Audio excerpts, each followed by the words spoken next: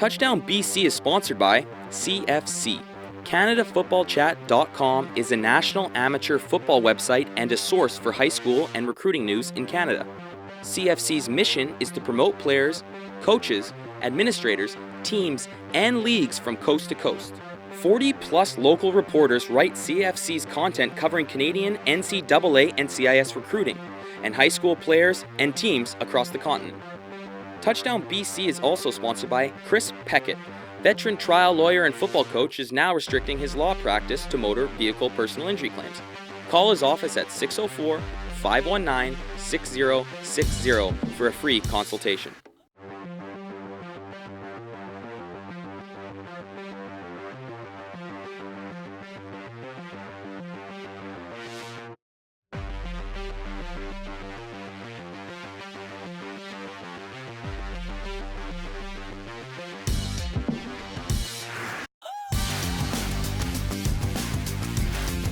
Welcome to episode 7 of Touchdown BC. I'm Ty Clark. This is Adam Cordick. Adam, are you ready for the Halloween edition of Touchdown BC? Yeah, we got a very scary episode of TDBC, but not too scary because my co-host over here, Ty, won't be able to handle it. I told you that in confidence. Sorry, bud. Let's just get into the action. It's crazy to think that there are only 2 weeks left of conference games for high school. Going into Halloween weekend, things are getting pretty spooky in the standings. This past weekend, we saw 3 teams win to remain undefeated in conference play. We also saw 2 close games involving Subway Bowl finalists from last year. Now, let's get you caught up with the rest of the games, starting with the AAA Pacific Conference. Rutland visiting Handsworth. The Royals would strike first. Gerard Carrasco takes the handoff, follows his blockers, misses a flying tackle, and he would score. Handsworth up 7. Second cue, Rutland would look to tie the game up. It's the voodoo fullback who powers his way in for the touchdown. Same quarter, Royals QB Sam Thole starts throwing darts, first finding Jacob Gazizada for the 30-yard pass and catch TD. Later, Thole will find Carrasco on a screenplay, and with blockers in front, Carrasco takes off. He will break a tackle on his way to pay dirt. 21-7. Handsworth. The Royals pivot is at it again. Sam T finds his favorite target, Jacob G, in the end zone for 6. Royals rolling. Their next drive, it's Jacob G behind center. He takes the snap and he will score on this read option play. 35-7 Royals.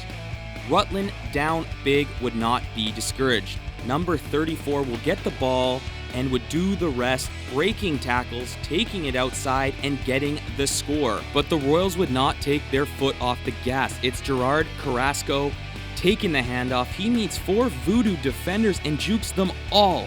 He finishes the run in the end zone. Gerard would finish with 115 yards on the ground. Later in the quarter, it's Handsworth running back number 2 who runs it in from 10 yards out. Who does number 2 work for? Apparently the Royals. Rutland would add another touchdown late, but Handsworth was too much, beating Rutland 49-20. Argyle Sweaters, the Pipers, taking on Seaquam. First cue, Cole Theobald rolls out, buys some time, and then throws it up, but it's a Seaquam defender who will get to it first for an INT. Now for a rare punter highlight, it's Seahawks QB Tristan Yansu who boots it 55 yards to the 3-yard line. Hey, football is all about field position. Same cue, the Pipers get tricky. It's Nicholas Pierce getting the handoff and throwing it to his teammate. Second cue, Argyle looks to drive the field. First, it's Theobald finding his favorite target, Caleb Buckholz. Couple plays later, it's Theobald calling his own number, taking it up the gut, ducking and dodging his way into the end zone from 20 yards out. Seaquam would look to respond. Yansu will throw it up to the back of the end zone. Who's got it? Argyle comes up with a huge pick. Pipers up 7 at the half. Third cue, it's Christian Laurie who takes the handoff, finds some space, and goes pay dirt. Argyle up 2 scores.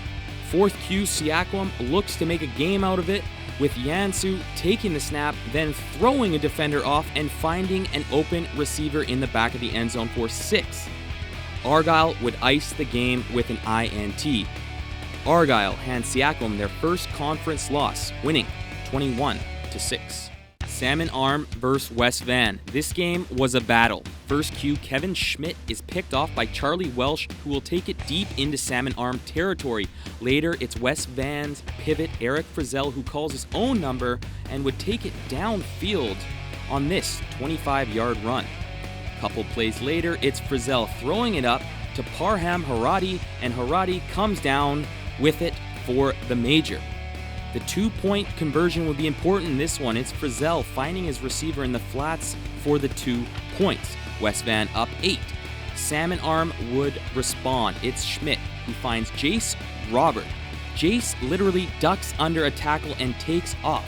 Jace would win the race to pay dirt. Salmon Arm would go for 2, but it's Charlie Welsh who reads the play perfectly and makes a huge tackle for the loss. West Van up 8-6. Later in the quarter, Salmon Arm looks to make a play. Cody Jordan feels the punt, gets a massive block, and takes off, cutting outside, then back inside for getting taken down. Huge return. Salmon Arm then makes a play on the defensive side of the ball. Frizzell is picked off by Ben Nowakowski. West Van would get the ball back, and it's Riley Burns. Get off me! Out of my way! Bruising run before getting taken down. West Van would close out this one with the game's MVP Charlie Welsh getting his second INT of the game. West Van wins this one 8-6 over Salmon Arm. With only 2 games left, we have 4 teams tied in the Pacific. Something's got to give because only 2 of these teams will be able to make the playoffs. Here are the scores for the Western Conference. Mount Doug beats New West by 7, BC beats Belmont, and South Delta edges out Notre Dame by a point. Here are the standings. BC will play Mount Doug this weekend, and New West will face off against Notre Dame. Now here are the scores from the Eastern Conference. Terry Fox stays unbeaten with a win over STM. Terry Fox is on top in the standings, followed closely by STM and Kelowna. Now to the AA and the Eastern Conference. GW Graham, Abbotsford, and Mission all get wins at home. The standings look like so. Big game this weekend. GW Graham will play Abbotsford for top spot in the conference. In the South, Mosscrop beat Frank Hurt, and Holy Cross clobbers Hugh Boyd. Here are the standings. Langley is on top, followed by Holy Cross, Hugh Boyd, and Mosscrop. In the Okanagan Conference, South Kamloops beat Valley View, and Westside gets the dub against C. Fulton.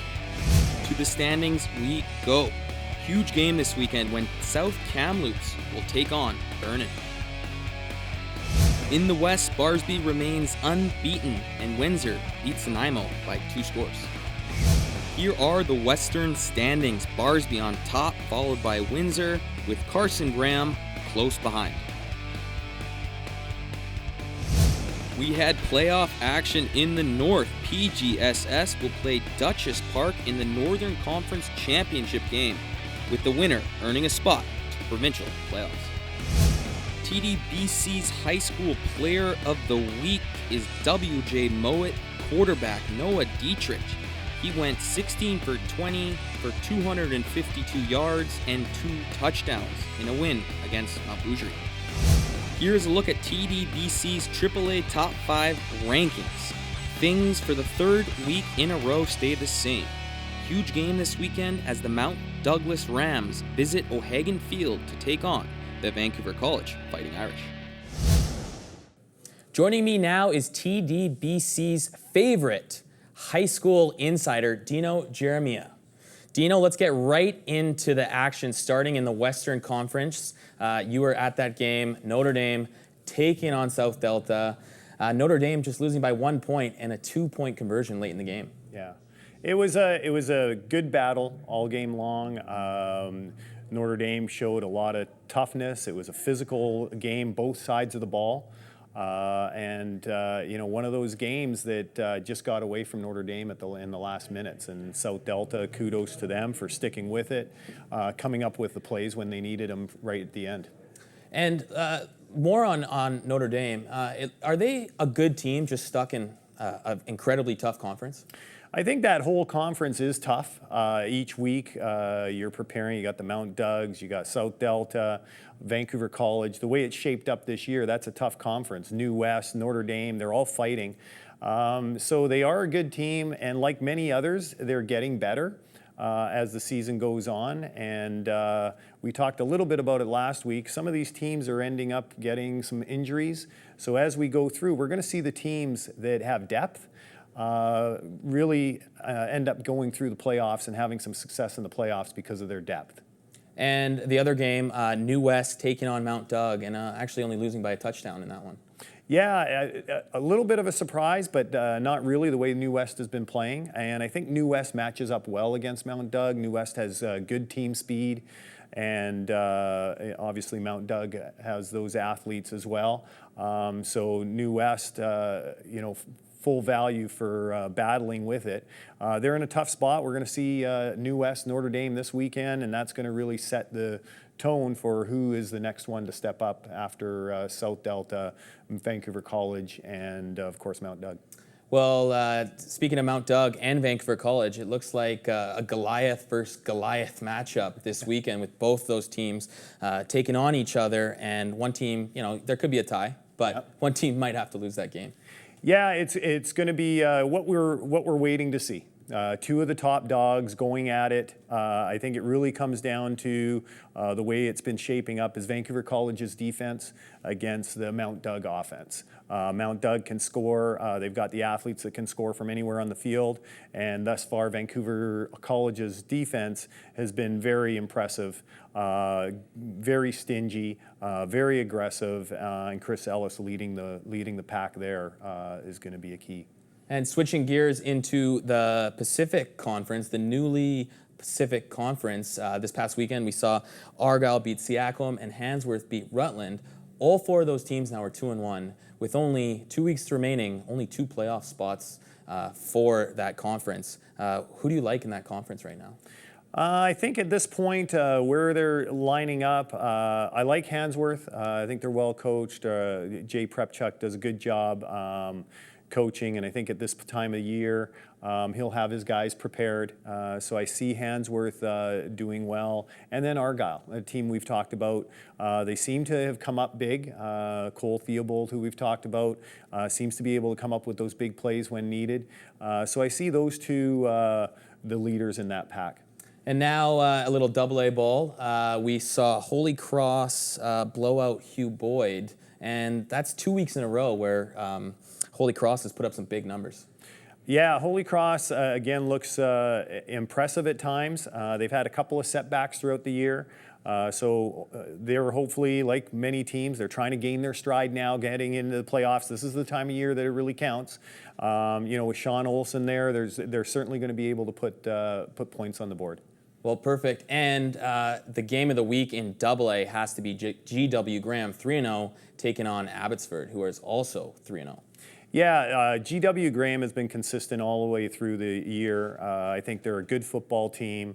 I expect that they are going to be prepared. They're going to play well. I don't know if anybody has the athlete to match up with Chase Claypool on a one-on-one battle, but I think Chilliwack has enough athletes to defend him and limit his success.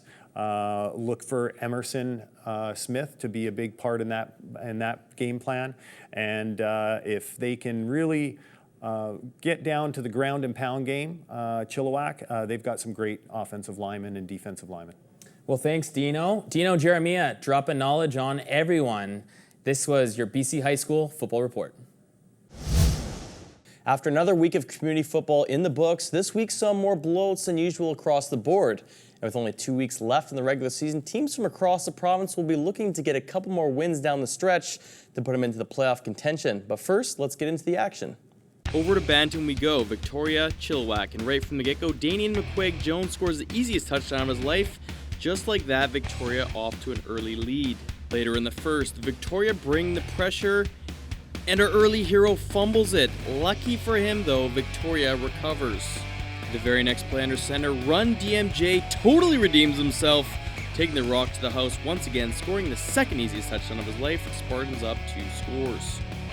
Later on, Spartans retake the ball, and Connor Way does it his way, throwing up a bomb for Carter Price, and the Price is right! Might have been some hands there, but hey, no call. Touchdown stands. Chilliwack trying to get the ball rolling now, with Nicholas Butler heaving one up, but this is for Sparta! Connor Way playing huge to the Spartans on both sides of the ball, taking the Chilliwack offering all the way back for the score. Beautiful play, Connor. Next cue we go. Spartans still running show, literally, as they hand it off to Run DMJ, who busts to the outside, pops it back inside, breaks a tackle, and fumbles it. His second fumble of the day. Chilliwack recovers in their own zone. Then a rare sighting of the Giants going over their game plan at half. Patty cake in a dish. How many touchdowns do you wish? Well, I wanted at least one. No, you don't deserve one, Taylor. Anyways, back to the game we go. Run DMJ scores his third TD of the day and the third easiest of his young career, celebrating with a little bobblehead dance there. I love it. And in a last-ditch effort at the end, Butler throws up another prayer, but the Spartans pick him off once again. Victoria wins big, 35-0.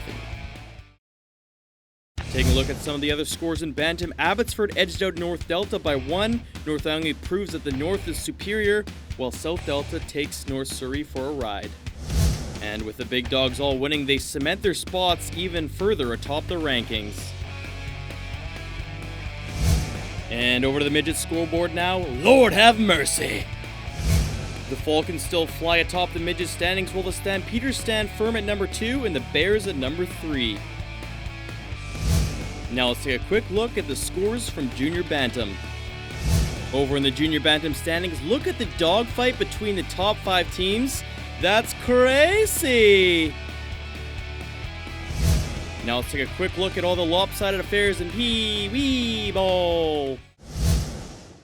Over to some VCFL action now with North Langley visiting the Giants. And right out of the gate, Jesse Nielsen with some ninja-like moves, bounce out of the pocket and stuns Chilliwack early on. After the extra point, North Langley looks to kick it deep, but no, it's an onside kick. Goward Blake fumbles it and North Langley recovers. After that, NL hands it off to Dallas Patton and looking like a young Jerome Bettis break 1 tackle, 2 tackle, 3 tackle, 4, 5, 6, and 7th guy brings him down. Great run there. North Langley pressuring and big Charlie Ward receives a rock, breaks a few tackles and waltzes into the house, but doesn't realize he's too fast to celebrate his teammates. Till there. But the Giants get the ball back and they look to get on the board too, and Jackson Saunders would help Chilliwack do just that. Giants back in this one. Chilliwack with the ball again, and big number 8 in your playbooks, but number 1 in your heart, Logan Buckwitz with the bulldozer takes a couple defenders with him for 6. And almost like it was deja vu all over again, Chilliwack has in big bad Buckwitz, the bulldozer bashes and bruises for his second score of the day. But Buckwitz and the Giants weren't done there. After Josh Jansen misplaces the snap, he'd pick it up again and give it to the bulldozer. But to doze the streets, take on everyone in with them, Giants win 24-12. Now it's time for some Pee-wee Ball. Chilliwack red, North Langley. Chilliwack's Austin Wigler says thank you as he huffs and puffs and blows it past the orange pylon. Chilliwack up a score early on. North Langley's turn, and the only thing that really turned here were the heads of the Chilliwack players as Matthew Gale blows right by them. All they could do was watch number 26 break some land speed records, and just like that, he drops a towel. NL back in it. North Langley gets the ball back, and Owen Sieben looks to hand it off, but has plans of his own. Catching the Giants by surprise, he dips and dances into the end zone. North Langley up a score. And they'll get the ball back, and Sieben isn't just a one-trick pony, folks, as he throws a laser beam to his buddy Cam Neal, who makes a nice catch and run down to the 2-yard line. Great play there. Immediately after that, Matthew Gale looks to score a TD, but it would be called back for holding. But with that face, North Langley, think again. Lance Barker looks like he's going up the gut, then pops outside, and someone gets out of a tackle and bounces around like a pinball in for the score. And look at that support he gets in the background. But Chilliwack is forced to punt, so it goes back into the hands of Matthew Gale, and he turns on the turbo button, pushing one of his teammates out of the way, and this guy's gone like the speed of light with only the blink of an eye. Okay, maybe a couple blinks. Gale's second TD of the afternoon. North Langley still applying the pressure deep in Chilliwack's zone, and Owen Sebin's ball is deflected right into the hands of Travis Richley, who tries to go the distance but comes up a little short. North Langley 40, Chilliwack Red 8.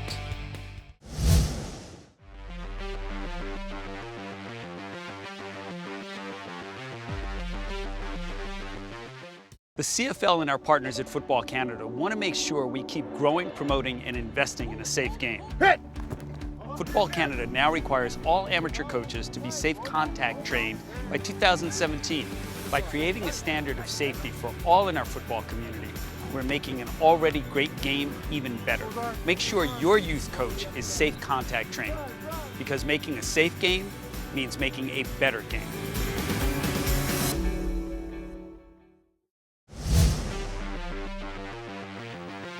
Adam, UBC had a big game against Saskatchewan. Of course, earlier in the season, we had that previous bet where I lost when UBC played. I had to wear the helmet. You wore the helmet too. Then you switched your loyalties.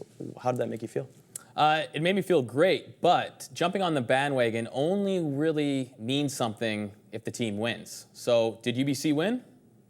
Going into this matchup, UBC's numbers weren't great in Saskatchewan. Okay, I lied. Their numbers were terrible. In the last decade before this matchup, the Birds had lost 8 of their last 9 games in Saskatchewan, with their lone win coming back in 2010. With the playoff picture starting to unfold, UBC would need to change history, and quickly. UBC running to get warm because the only thing colder than Saskatchewan this time of year is UBC's road record against the Huskies over the last decade. Meanwhile, the Huskies are getting pumped up playing in their last home game of the season with fireworks popping off all around them. But it wouldn't just be the pregame fireworks on display as the Huskies get off to a hot start with Mitch Hills getting a 5-yard pass in for the score, Sask up 7-0. But UBC would tie it up before this O'Connor bomb to Ben Cummings, who rumbles 89 yards in for a touchdown of his own. T-Birds up 14-7. But Saskatchewan would get the ball back and march it downfield before Tyler Chow rumbles in for the score. This one's tied up at 14s. But former Terry Fox Raven and backup QB Trevor Casey has plans of his own as he takes the rock 3 yards into that happy zone to put the Birds back ahead 21-14. Later in the game, Marcus Davis runs it in, but it'll be called back. But that's okay because UBC beats Saskatchewan 41-36. Michael O'Connor had a monster day in the win with a 65% completion rate and just under 450 yards in the air while adding 4 TDs. And miraculously, UBC scored 41 points with only 27 minutes and 47 seconds of possession time. Welcome to the UBC Report. Joining me in studio is a man that needs no introduction, but of course I'll give him an introduction anyways. This is Jim Mon, the voice of Canada West football on Shaw TV. Jim, the UBC Thunderbirds have had trouble going to Saskatchewan the last decade. How did they turn this one out? Well, it was another one of those games where it was a shootout for the Thunderbirds. They experienced one of these against the Manitoba Bisons a couple of weeks back, where there was a whole lot of offense, a whole lot of big plays, and really it did come down to the big play. They were up 14-7 after 1 quarter of play, and they had 2 minutes and 32 seconds of possession. So that might tell you the tale of the game is that, especially in the first half, it was Michael O'Connor finding receivers, basically going one-on-one with some of those defensive backs and burning them for big plays. The Saskatchewan Huskies had this patient offense that was moving the ball well up the field, nicely engineered drives that finished off in points. You would think that the defenses didn't show up on both sides, and the stats may bear that out. But at the same time, there were some big defensive plays made as well on both sides of the ball. Absolutely, and this is the Halloween edition of Touchdown BC. And so, of course, on Halloween night, you should get your Halloween candy done the night before because you're not going to want to miss this one. UBC Manitoba, huge game in the works. What can we expect in this one? Well, with UBC and Manitoba, there is something on the line in this game. Whoever wins gets to host a playoff game in the following week, and that game will be on global television, that playoff game from coast to coast to coast. This particular game will be on Shaw TV on Saturday afternoon. And it's a game where, you know, the last time these two teams played, there were over 1,200 yards in offense. The ball was in the air all the time. It was a 3-point game. 52-49, I believe, was the final score. You know, the number of BC kids, since this is Touchdown BC, on this Manitoba team will want to play and play big in this game in Vancouver. Manitoba's come up with a number of big games in the past in Vancouver. Jamel Lyles coming home is probably the best story out of them all, and Lyles is focusing in right now on a Rookie of the Year nomination, not only for Canada West, but probably for all of Canada. He's worth the price of admission alone. So it's going to be a difficult game for both coaches to coach. Teo Dizar, the quarterback for the Manitoba Bisons, is going to be a game-time decision. Right now, Manitoba is saying that he has an upper body injury, and he's listed as day-to-day. You know, that may hurt Manitoba's hopes of hosting a playoff game. For UBC, it's just got to be more of the same from what we saw them in the game against Saskatchewan last week. Put the ball up, score a lot of points. I know the weather's going to be bad, so that might take a few points off the board. Well, there's going to be a thrill on Halloween, that's for sure. That's your UBC report with Jim Mullen. There is only one more week of CIS action, which means the CIS BC Born Player Report will soon, get this, morph into the CIS Playoffs BC Born Player Report. See what I did there? I added a word. Anyways, let's get started with the BC Born players that had impact games from this past weekend. UBC's Will Watson had a big game against Saskatchewan. The Surrey native had 6 receptions for 108 yards in the win. We had to show this huge hit by McMaster DB and Kelowna native Robbie Yoakum. Now here's a look at the rest of the BC-born players that had impact performances across the CIS this past weekend.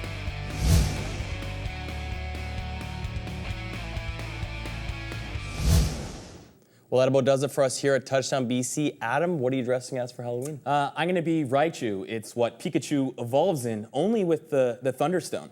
Ty, what about you? I was going to dress as Sailor Moon, but my girlfriend X-nayed that idea, so who knows? Well, I would be Sailor Pluto, but apparently that character doesn't exist anymore. He's Adam Cordick. I'm Ty Clark. We'll see you next week. Touchdown BC is sponsored by